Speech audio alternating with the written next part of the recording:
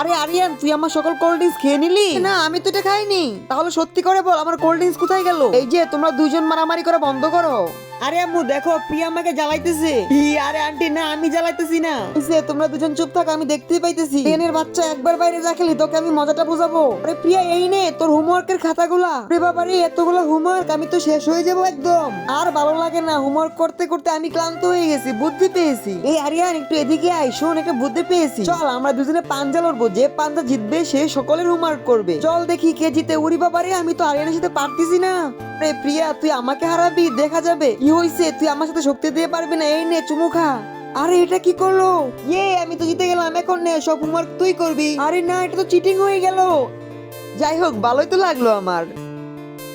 আরে লাঞ্চের সময় হয়ে গেছে, আগে লাঞ্চ করে নে। আরে চুলগুলা বিরাট জ্বালাইতেছে। আরে আবার পড়ে গেল চুলগুলা, দূর, ভালো লাগতেছে না। বন্ধুরা, দ্বিতীয় পর্বে দেখাবো কি হয়। দ্বিতীয় পর্ব দেখতে ভিডিওর মধ্যে লাইক করে চ্যানেলটি সাবস্ক্রাইব করে দাও।